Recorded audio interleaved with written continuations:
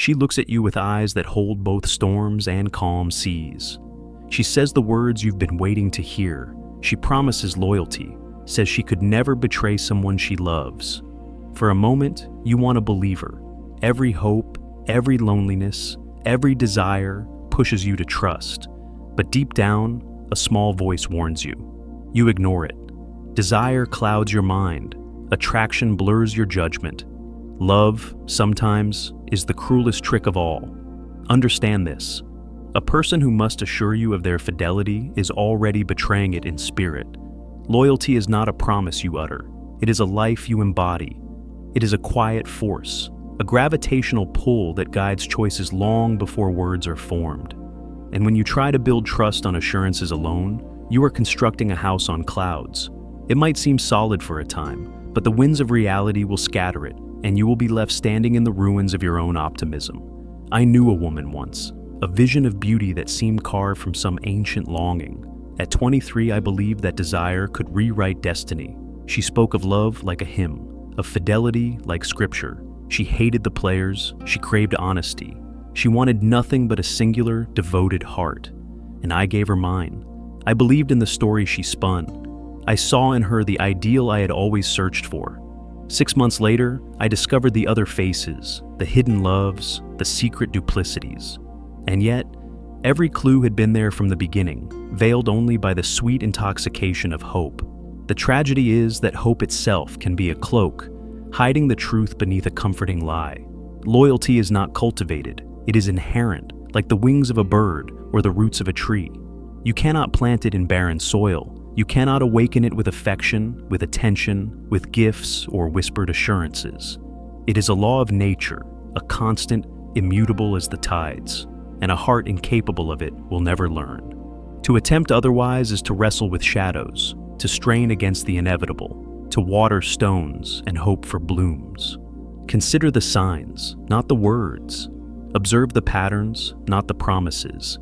Look at how she moves through the world, how she engages with desire, with attention, with her own reflection. The first is obvious, yet overlooked.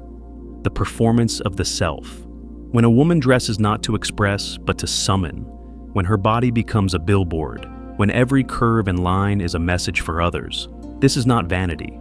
It is a call, a need for validation beyond what one person can provide. She is not marketing to you. You are already the buyer. She markets to the masses. Beauty, when wielded as currency, is never innocent.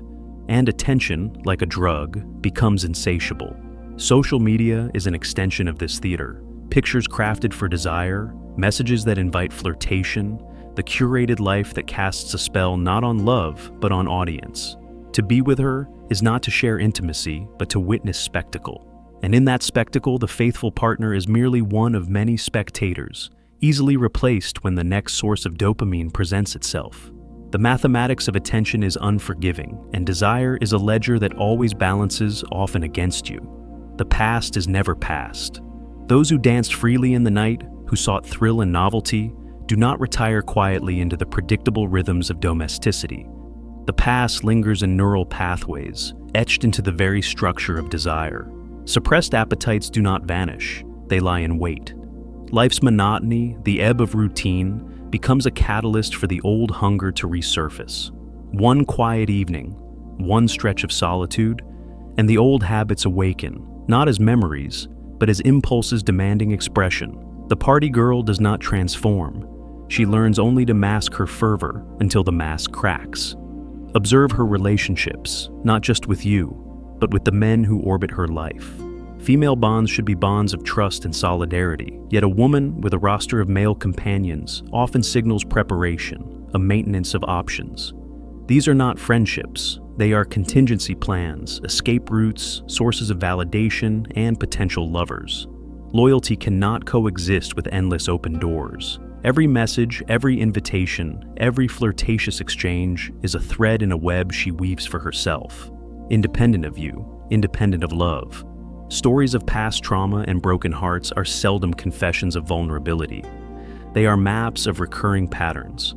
The woman who paints every ex as villain, who sees herself as perpetually victimized, signals a refusal to accept responsibility, a refusal to learn. a refusal to break the cycle. The narrative she lives is one where betrayal is inevitable and blame is external. And when the inevitable occurs in your life, you are merely the next character in a story pre-written by her choices.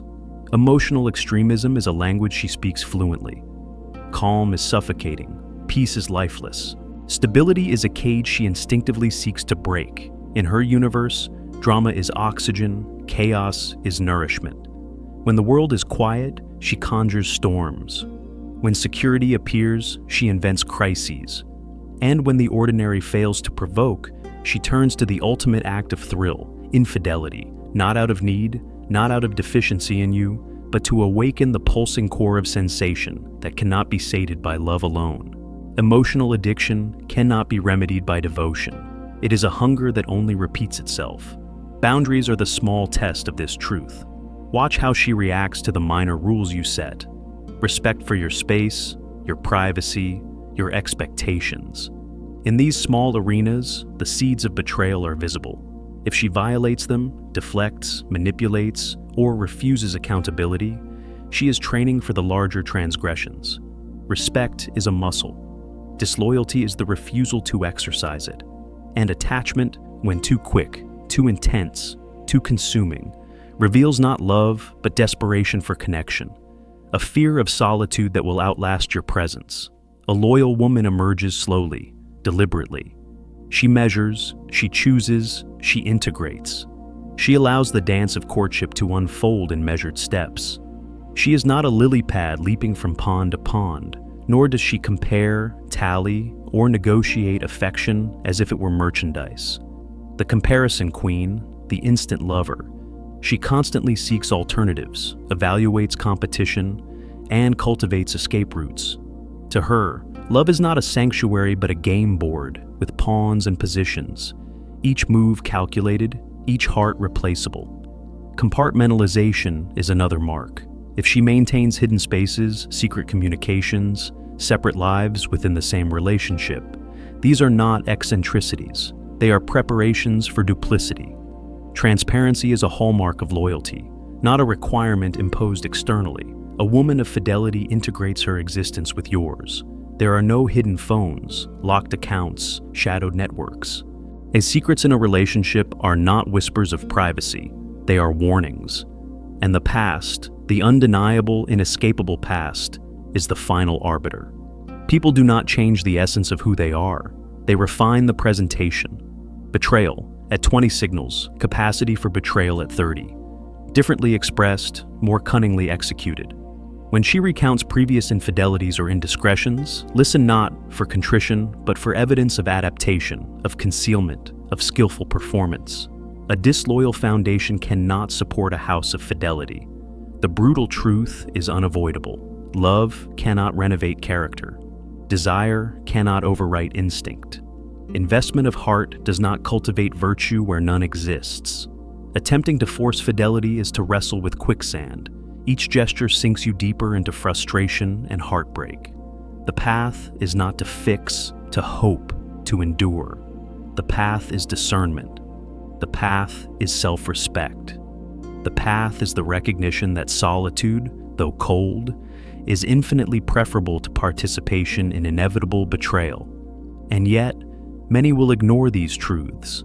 They will nod, agree, and then return to the patterns that have already ensnared them, believing their love is the exception, believing that the universe bends for their devotion. It does not.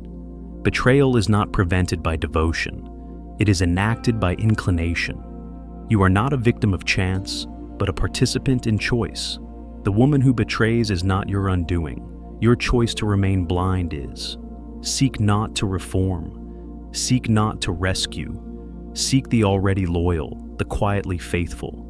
The women whose existence is characterized not by drama, but by constancy. They are not flashy, not theatrical, not a tempest of sensation.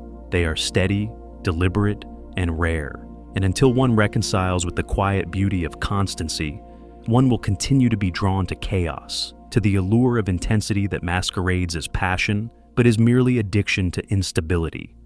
The map is laid bare, the signs are clear, the patterns unmistakable. The choice is yours. to follow desire into predictable heartbreak, or to recognize the red flags as truths, to step away from quicksand, to seek solid ground. The responsibility is yours, the consequences are yours, and the power, the immutable power, to change the trajectory lies only in recognition and action. The lesson is simple yet profound. Loyalty cannot be manufactured, desire cannot rewrite instinct, and love cannot fix what is inherently flawed. To choose wisely is to see clearly, to honor your own value above the illusions of charm and intensity. Walk away from the chaos that promises thrill but delivers pain. Seek steadiness, constancy, and truth, even if it feels quiet or mundane. In the end, the greatest act of courage is to protect your heart by choosing those who are already capable of honoring it, for in that choice lies freedom, peace, and a love that does not betray itself.